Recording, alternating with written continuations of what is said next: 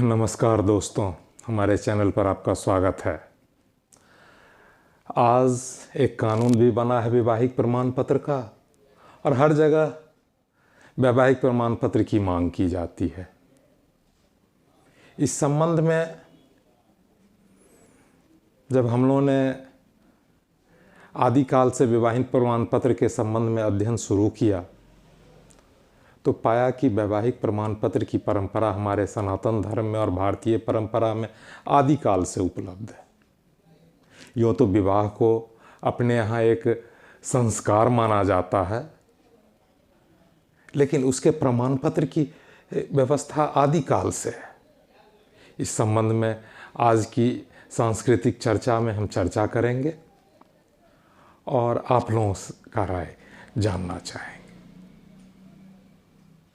दोस्तों, आज भी हमारे घरों में जो शादियां होती हैं उसमें दूल्हे के घर में भी और दुल्हन के घर में दोनों जगह कोहबर लिखने की परंपरा है जो आदिकाल से चली आ रही है।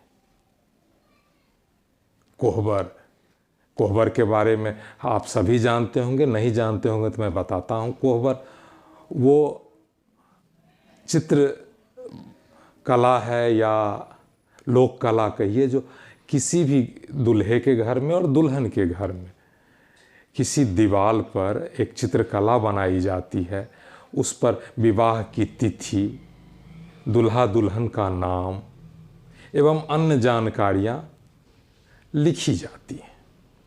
ये दुल्हन के घर पर भी तैयार होता है और दूल्हे के घर पर, और दोनों जगह किसी दीवार पर, और जो सबसे शुद्ध और पवित्र जगह होता है उसकी दीवार पर यह लिखा जाता है कि जल्दी खराब ना हो। हम लोगों के अध्ययन से यह लगता है कि ये कोहबर जो है सो आदिकालीन वैवाहिक प्रमाण पत्र है। वैवाहिक प्रमाण पत्र में आज भी तो यही जानकारियाँ दी जाती हैं कि दूल्हे का नाम, दुल्हन का नाम, विवाह की तिथि और कब विवाह हुआ। तो कोहबर में भी तो यही लिखा जाता है। कोहबर में विवाह के उपरांत दूल्हा और दुल्हन को दुल्हन के घर पर जहाँ विवाह होता है वहाँ सबसे पहले कोहबर में ही बैठाया जाता है, जहाँ बड़े बुजुर्ग और घर की महिलाएं उन्हें आशीर्वाद देती हैं। वह प्रमाण पत्र का प्रतीक है कि आपकी शादी हो गई।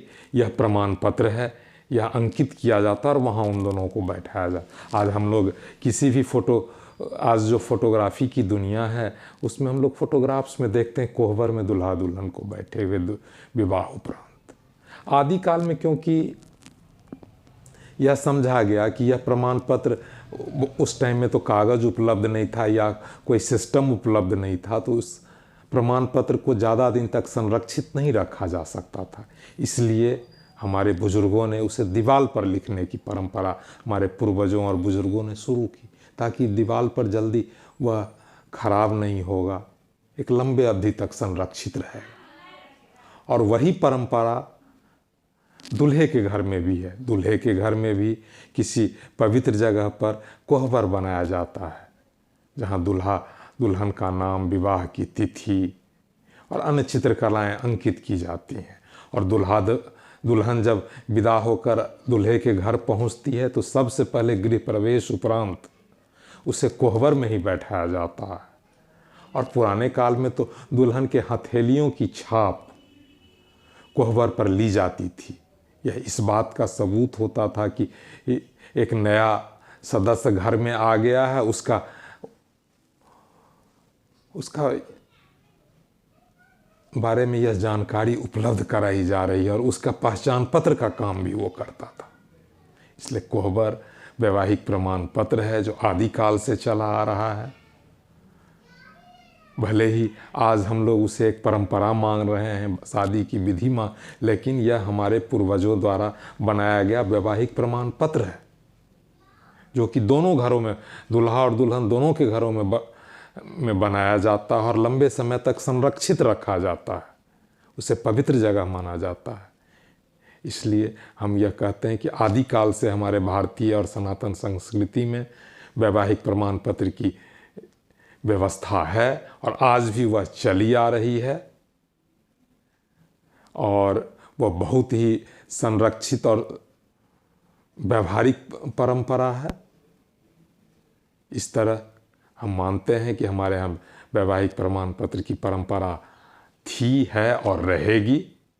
यह जो कहा जा रहा है कि आजकल वैवाहिक प्रमाण पत्र नए तरह से बनाइए, लेकिन वह हमारे पास पहले से भी एक परंपरा उपलब्ध है। और यह कहना कि सनातन संस्कृति में वैवाहिक प्रमाण पत्र की कोई परंपरा नहीं थी, यह गलत है।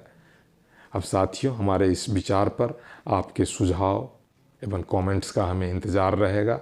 हम चाहेंगे कि आप अपना सुझाव एवं कमेंट्स हमें दें। इसी के साथ आज का वीडियो मैं समाप्त करता हूँ। आप सभी लोगों को होली की ढेर सारी शुभकामनाएं।